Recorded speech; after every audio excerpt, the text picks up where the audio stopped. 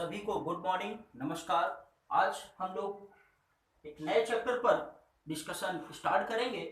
वो क्या है आपका केमिकल काइनेटिक्स। तो केमिकल काइनेटिक्स में सबसे पहले तो हम समझेंगे कि केमिकल काइनेटिक्स इसका मतलब क्या है। काइनेटिक्स का मतलब होता है दैट इज काइनेसिस। क्या होता है बेटा?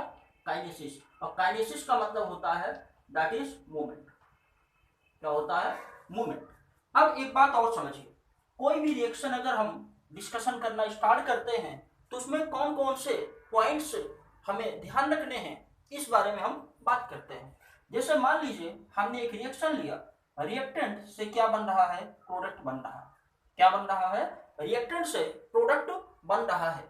तो किसी भी रिएक्शन के प्रोसीड होने के लिए पहली चीज तो यह है कि वो रिएक्शन होगी कि नहीं होगी, मतलब फिजिबिलिटी ऑफ द रिएक्शन, जिसको हम लोग किस में स्टडी करते हैं? थर्मोडायनेमिक्स में स्टडी करते हैं। दूसरी बात यह है कि ये रिएक्शन अगर मान लो हो भी रही है तो किस हद तक होगी, to what extent the reaction proceeds. ये जो हम एक ब्रांच में जो स्टडी करते हैं दैट इज केमिकल इक्विलिब्रियम। तीसरा जो दिया हुआ है कि जो एक्सटेंट, किस एक्सटेंट तक रिएक्शन हो रही है, तो वहां पर टाइम कितना लग रहा, मतलब रिएक्शन को प्रोसीड होने में क्या टाइम लग रहा है। तो इसको जो हम लोग स्टडी करते हैं वो किस में पढ़ते हैं? केमिकल काइनेटिक्स में। मतलब क्या हुआ? मतलब ये हुआ किस स्पीड से, किस रेट से रिएक्शन जो है प्रोसीड हो रही है, उसी चीज को हमको केमिकल काइनेटिक्स में स्टडी करना है। तो हम कह सकते हैं, क्या कह सकते हैं? Chemical kinetics is branch of physical science और chemistry which deals with the rate of reaction, factors affecting rate of reaction and mechanism of the rate of reaction. तो ये तीन चीजों के बारे में जानकारी देती है कौन? आपका केमिकल काइनेटिक्स। ठीक है बेटा? तो क्या बताया हमने, फिर से समझे। मान लीजिए आपकी रिएक्शन है, रिएक्टेंट टू प्रोडक्ट में कन्वर्ट होना है, तो पहली चीज हमें जानना है रिएक्शन होगी कि नहीं होगी, मतलब फिजिबिलिटी ऑफ द रिएक्शन। और फिजिबिलिटी ऑफ द रिएक्शन ये किसके अंतर्गत हम लोग पढ़ते हैं? थर्मोडायनेमिक्स के अंतर्गत पढ़ते हैं। दूसरी कंडीशन क्या है? अगर मान लीजिए रिएक्शन हो भी रही है तो ऐसी कंडीशन में किस हद तक रिएक्शन होगी, इसको हम लोग किस में स्टडी करते हैं? वो हम लोग पढ़ते हैं केमिकल इक्विलिब्रियम में पढ़ते हैं। और फिर इसके बाद उस एक्सटेंट तक जो रिएक्शन आपकी पूरी हो रही है उसको कंप्लीट होने में कितना समय लग रहा है, किस स्पीड से हो रही है, किस रेट से हो रही है, उसको हम लोग पढ़ते हैं केमिकल काइनेटिक्स में। ठीक है बेटा? तो क्या बताएंगे? Branch of chemistry, branch of physical chemistry which deals with the rate of reaction, factors affecting rate of reaction and mechanism of the reaction is called kinetics. क्या बोलते हैं? काइनेटिक्स। तो आगे जो हम लोग डिस्कशन स्टार्ट करते हैं वो किसके बारे में? रेट और स्पीड के बारे में। रेट और स्पीड के बारे में डिस्कशन स्टार्ट करते हैं। तो अब समझेंगे हम लोग रेट ऑफ रिएक्शन क्या होता है। तो मान लीजिए आपके पास ये रिएक्टेंट है, रिएक्टेंट से क्या हो रहा है? प्रोडक्ट में कन्वर्जन हो रहा है। तो समय के साथ साथ रिएक्टेंट का कंसंट्रेशन जो है वो कम होता जाएगा और प्रोडक्ट का कंसंट्रेशन समय के साथ साथ बढ़ता जाएगा। तो क्या बताएंगे? जैसे जैसे समय बीतेगा रिएक्टेंट का कंसंट्रेशन कम होता जाएगा और प्रोडक्ट का कंसंट्रेशन धीरे धीरे क्या होगा? बढ़ता जाएगा विद द टाइम। तो रेट की अगर डिफिनीशन पूछी जाए तो क्या होगा? समझिए, change in the concentration of reactant or product with respect to time। with respect to time मतलब समय के अनुसार, या कह सकते हैं और in unit time. Per unit time में कितना कंसंट्रेशन में चेंज आया है उसे हम लोग क्या बोलते हैं? दैट इज रेट और स्पीड ऑफ द रिएक्शन। अब एक बात और समझिए, यहां पर कंसंट्रेशन ही रखा जाए ये जरूरी नहीं है, कभी कभी यहां पर फैक्टर्स बदल भी जाते हैं। तो वो कौन कौन से फैक्टर हो सकते हैं? वो फैक्टर्स आपके हो सकते हैं, जरा ध्यान दीजिएगा। पहला हो सकता है change in the volume upon time, समय के साथ वॉल्यूम में कितना परिवर्तन हुआ है, इसको भी हम क्या कहते हैं? That is rate of reaction. दूसरा क्या हो सकता है? समय के साथ प्रेशर में कितना चेंज हुआ है, इसको भी हम क्या कहते हैं? That is rate of reaction और स्पीड ऑफ रिएक्शन। और हम क्या कह सकते हैं? समय के साथ, टाइम के साथ नंबर ऑफ मोल्स में कितना बदलाव हुआ है, that is also the rate of reaction. तो रेट ऑफ रिएक्शन की जनरल डिफिनीशन तो बुक्स में ये दिया है, लेकिन आप इसे भी ध्यान रखेंगे कि वॉल्यूम में जो चेंज आता है समय के साथ उसे भी हम लोग क्या बोलते हैं, that is rate of reaction. Pressure में जो चेंज आता है समय के साथ उसे हम बोलते हैं रेट ऑफ रिएक्शन, और नंबर ऑफ मोल्स में जो चेंज आता है समय के साथ उसे हम कहते हैं that is rate of reaction. ठीक है बेटा, अब देखिएगा, इसको पहले आप नोट करें फिर आगे हम लोग चलते हैं।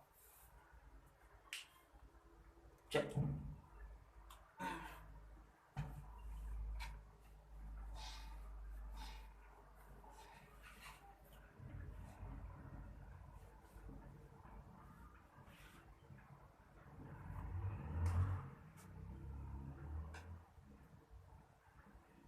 rate or speed. On the basis of rate or speed, reactions are of three types. मतलब रिएक्शन की स्पीड या रेट के हिसाब से रिएक्शंस जो होती हैं वो तीन तरह की होती हैं।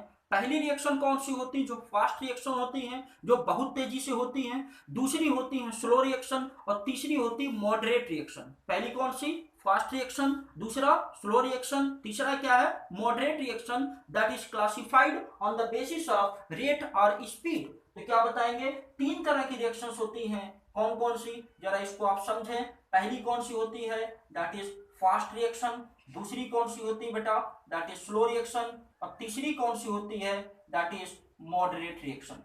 तीसरी कौन सी होती है, मॉडरेट रिएक्शन। तो पहले हम बात करना शुरू करते हैं फास्ट रिएक्शन के बारे में। जनरली आपने देखा होगा, लैब में प्रैक्टिकल किया होगा क्या, कि जब बेरियम क्लोराइड को हम H2SO4 में मिक्स कराते हैं तो हमको बेरियम सल्फेट का व्हाइट पीपीटी तुरंत मिल जाता है।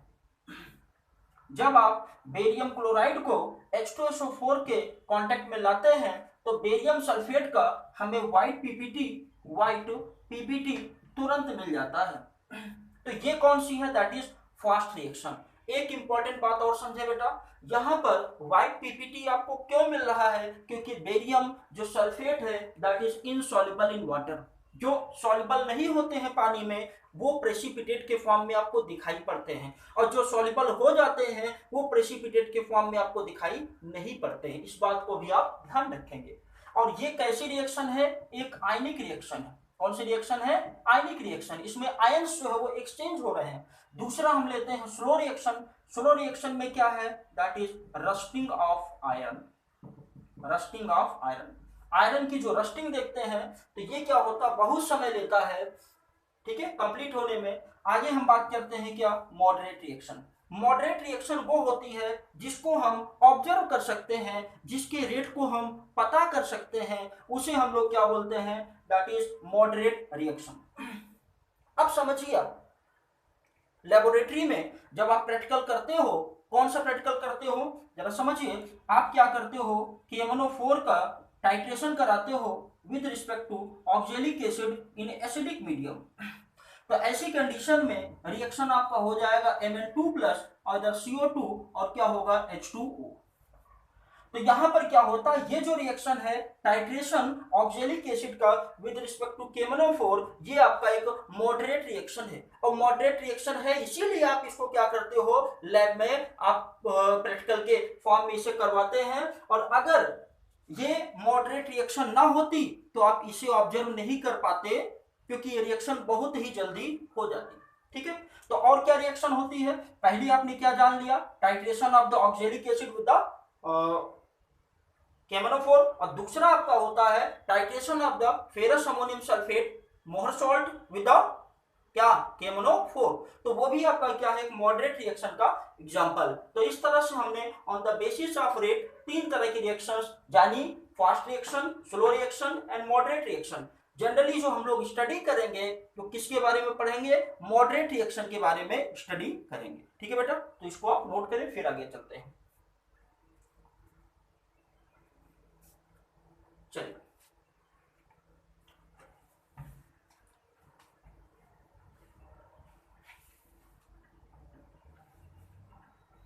अब ये जो भी रिएक्शन हमने देखी है, रिएक्शन दो तरह की कंडीशंस हो सकती है।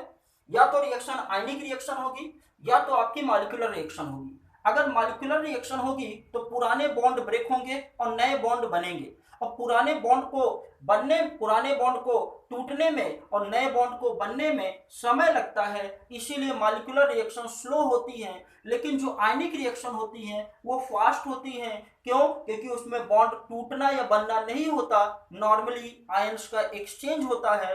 तो जैसे हमने पहली रिएक्शन में देखा था, फास्ट रिएक्शन में वहां आयन का एक्सचेंज हुआ था, और बाकी जो रिएक्शंस उसमें देखा उसमें क्या था, पुराने बॉन्ड टूटे और नए बॉन्ड बने। ठीक है, तो this is the reason why reaction takes time. Reaction समय क्यों लेती है, ये डिपेंड करता है उनके नेचर पर।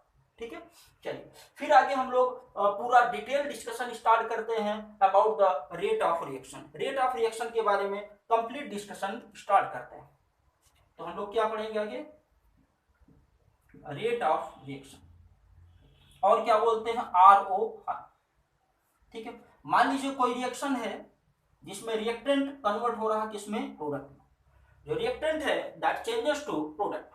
तो ऐसी कंडीशन में rate of reaction, rate equal to क्या हो जाएगा, क्या होगा, change in the concentration of reactant और product upon time, that is the rate of reaction.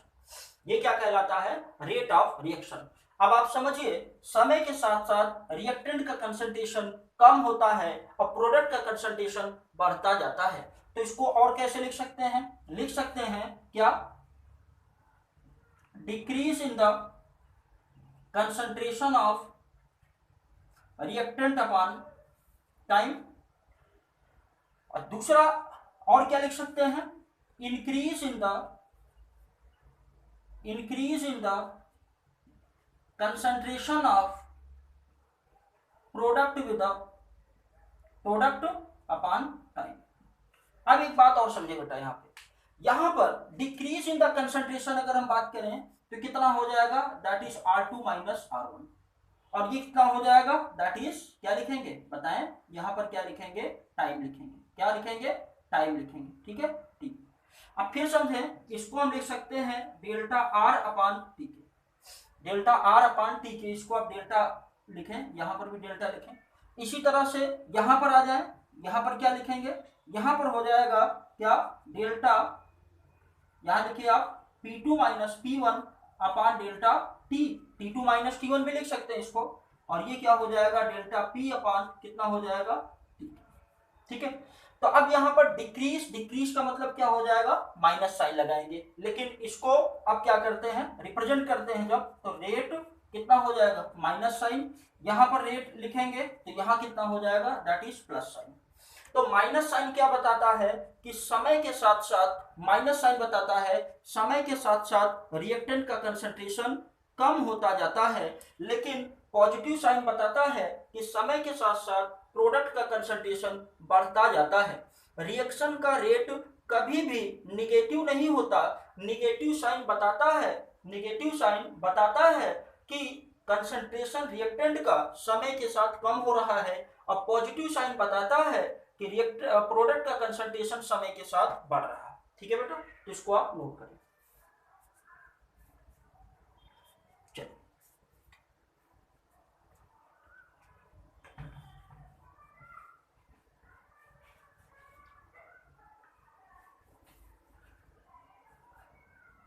तो यहां पर एक पॉइंट आप लिखेंगे, क्या लिखेंगे, रेट ऑफ रिएक्शन ऑलवेज क्या होता है, पॉजिटिव होता है। रेट ऑफ रिएक्शन हरदम क्या होता है, पॉजिटिव होता है। दूसरी बात क्या है, निगेटिव साइन क्या बताता है, represents decrease in the concentration of reactant, while positive sign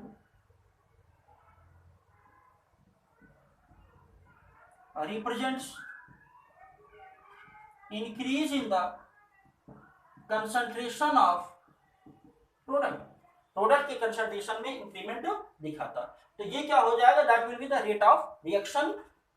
हमने जाना कि रेट ऑफ रिएक्शन जो होता पॉजिटिव होता है, नेगेटिव साइन क्या बताता है कि कंसंट्रेशन ऑफ रिएक्टेंट समय के साथ कम होता है, और पॉजिटिव साइन क्या बताता है कि कंसंट्रेशन प्रोडक्ट का समय के साथ बढ़ता जाता है। तो एक एग्जांपल्स के थ्रू इसको हम और क्लियर करते हैं, ठीक है बेटा।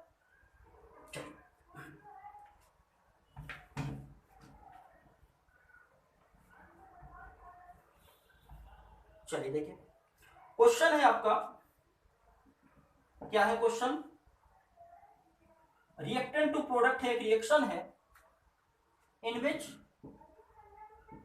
जिसमें कि रिएक्टेंट कंसंट्रेशन चेंजेस फ्रॉम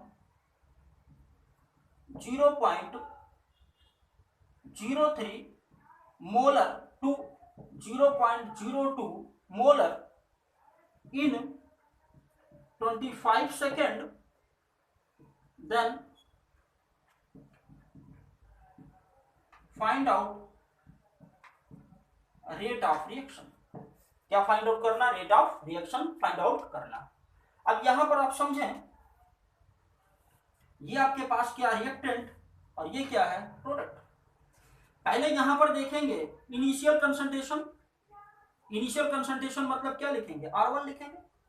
तो यहां पर कितना दिया 0.03, लेकिन अभी ये कितना है 0, लेकिन आफ्टर टी टाइम ये किस पर है, एट टाइम टी, T1 कह सकते हैं, ठीक है, at time T1 equal to 0।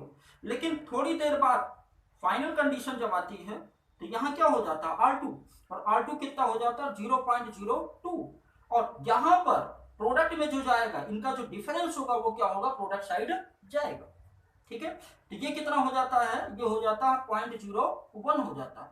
अब यहाँ पर आप चाहे रिएक्टेंट के टर्म में लिखें रेट, और चाहे प्रोडक्ट के टर्म में लिखें, दोनों कंडीशन में आप रिप्रेजेंट कर सकते हैं। तो हम यहाँ पर किसके टर्म में लिखेंगे, in the term of reactant. तो ऐसी कंडीशन में रेट इक्वल टू क्या हो जाएगा, माइनस डेल्टा आर अपॉन क्या लिखेंगे, डेल्टा टी लिखेंगे। अब देखिए इसको और क्या लिख सकते हैं, लिख सकते हैं माइनस, ये हो जाएगा R2 minus R1 upon T2 minus कितना लिखेंगे, T1 लिखेंगे, T2 माइनस T1।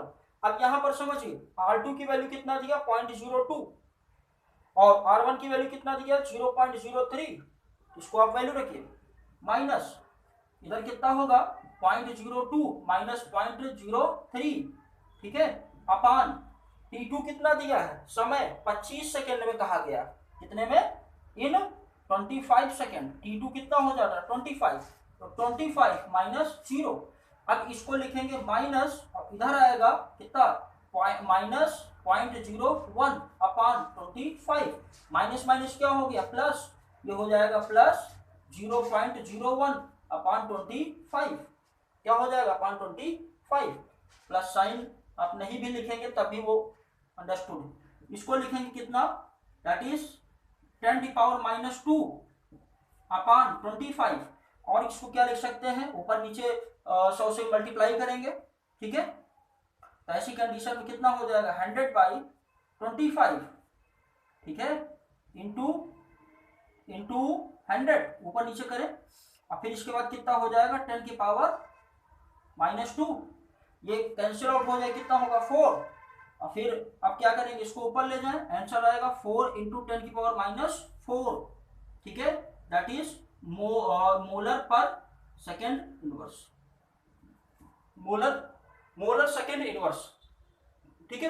तो अब यहां पर समझिए रिएक्शन में रिएक्शन का रेट जो है वो क्या आएगा, दैट विल बी पॉजिटिव आएगा। नेगेटिव साइन अगर नेगेटिव साइन हमने यहाँ पर रखा है तो क्या होगा कि नेगेटिव क्या करेगा, पॉजिटिव बना देगा। इस बात को आप ध्यान रखेंगे, ठीक है बेटा। तो क्वेश्चन में कहा गया रिएक्टेंट टू प्रोडक्ट कन्वर्ट होता है, कंसंट्रेशन 0.03 से 0.02 25 सेकंड में हो जाता है, then find out the rate of reaction. Reactant to कहाँ गए, प्रोडक्ट में गए, इनिशियल रेट कितना है R1 है 0.03, प्रोडक्ट अभी कितना 0 है, T1 इक्वल टू 0 पर, R2 बराबर 0.02, कितना हो जाता है ये, यहाँ से जब हटेगा तो इधर जाएगा 0.01, तो कितना T2 इक्वल टू कितना 25 सेकंड में, ठीक है। अब रेट इक्वल टू क्या लिखेंगे रिएक्टेंट के टर्म में डेल्टा आर अपॉन, इसको आप क्या करें मोलर कंसंट्रेशन रिप्रेजेंट करें, ठीक है। क्या लिखेंगे मोलर कंसंट्रेशन। फिर इसके बाद क्या करते हैं R2 की वैल्यू ये दिया हुआ है, R1 की वैल्यू ये दिया हुआ, आप क्या करते हैं वैल्यू रख के निकाल लेते हैं। चलिए इसको सॉल्व कर, इसको नोट कर लें। चलिए आगे चलते हैं।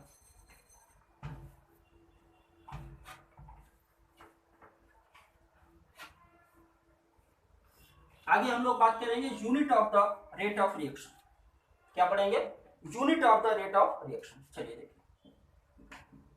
यूनिट क्या होती है इसको हम लोग देखेंगे। तो समझिए इधर बेटा क्या होता है rate equal to concentration upon time.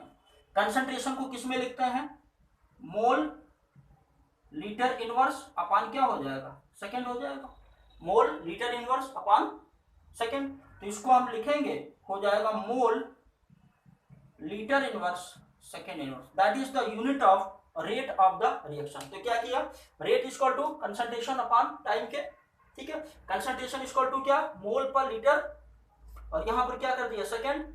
फिर इसके बाद हो जाएगा mole litre inverse and second inverse.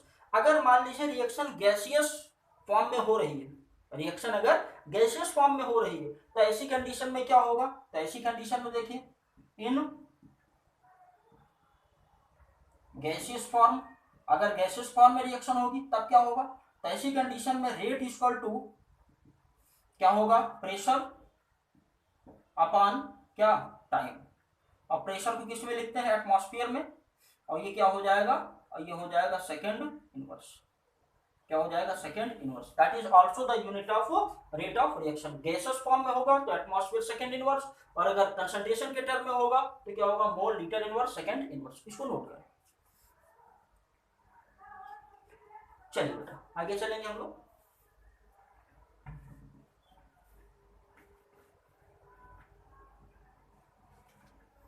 आगे जो हम लोग बात करेंगे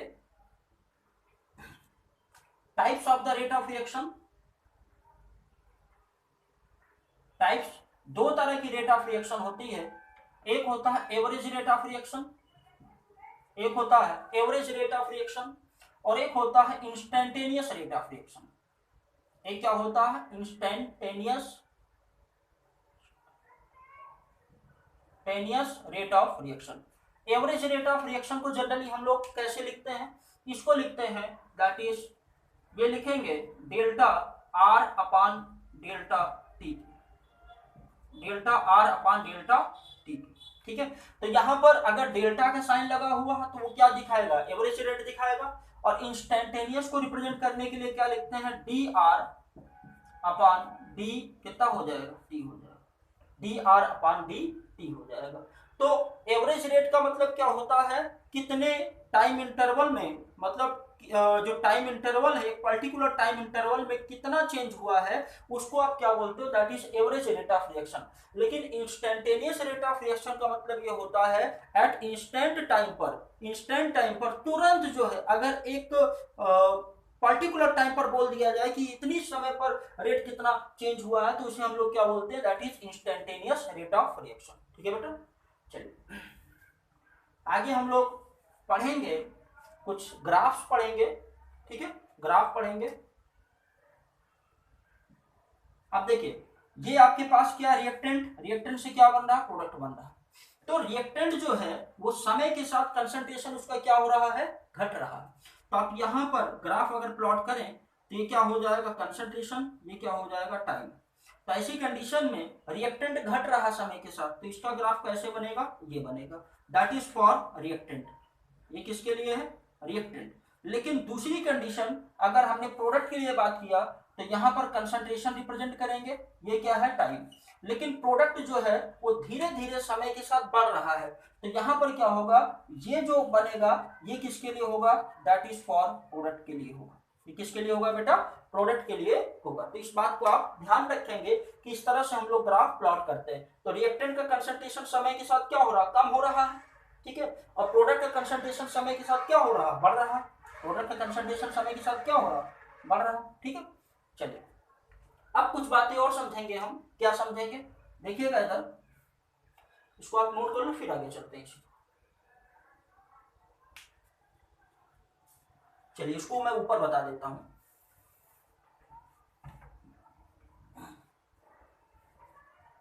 चलिए समझिए, मान लीजिए हमने क्या किया, एक ये ग्राफ प्लॉट करना शुरू करेंगे। तो ये क्या है y और ये क्या है x। तो ऐसी कंडीशन हमने क्या खींच दिया, ये एक स्लोप खींच दिया, ठीक है, एक लाइन खींच दिया, सीधी लाइन। तो ऐसी कंडीशन में क्या हो जाएगा, that is dy upon dx equal to होता है किसके, tan थीटा का। ये जो थीटा आप देख रहे हो, ये जो थीटा आप देख रहे हो tan थीटा, ये बराबर क्या होगा, dy अपॉन dx क्या होगा, tan थीटा। और इसको और क्या बोलते हैं बेटा, दैट इज स्लोप बोलते हैं। क्या बोलते हैं, स्लोप बोलते हैं। अब वही चीज अगर हम यहां से अगर कंपेयर कराएं, अगर इसको यहां से कंपेयर कराएं, तो हम लोग क्या लिख सकते हैं, कंसंट्रेशन ऑफ रिएक्टेंट, ठीक है। तो क्या लिख सकते हैं, डीसी अपॉन डीटी, डीसी सी मतलब कंसंट्रेशन अपॉन टाइम, ये भी बराबर काहे के हो जाएगा, that is equal to tan theta के, और ये क्या होगा, स्लोप के बराबर होगा। इसका मतलब कंसंट्रेशन अपॉन टाइम क्या है, रिएक्टेंट या प्रोडक्ट के टर्म में अगर आप लेते हो तो that is equal to tan theta या स्लोप के बराबर होता है। इस बात को आप ध्यान रखेंगे, ठीक है। तो इसको हमने क्या किया, नॉर्मली इससे कंपेयर करा दिया। अब यहां पर देखेंगे, यहां पर ये क्या हो गया, थीटा वन, ये जो ये सीधे लाइन आप खींचते हैं, फिर इसके बाद क्या करेंगे, फिर ये और फिर ये। तो यहां पर कितना हो जाएगा, यहां पर थीटा वन, यहां पर कितना होगा थीटा टू, यहां पर कितना होगा थीटा थ्री। तो पहली कंडीशन में स्लोप क्या है, ज्यादा है, पहली कंडीशन में क्या, स्लोप ज्यादा है। तो ऐसी कंडीशन में क्या बताएंगे कि रेट ऑफ रिएक्शन भी शुरू में ज्यादा होता है और धीरे धीरे रेट ऑफ रिएक्शन कम होता जाता है। कैसे, देखें यहां पर क्या है, ये जो स्लोप है ये आपका क्या है, थीटा वन की वैल्यू, यहाँ क्या थीटा वन, यहाँ क्या लेंगे थीटा टू, यहाँ क्या लेते थीटा थ्री।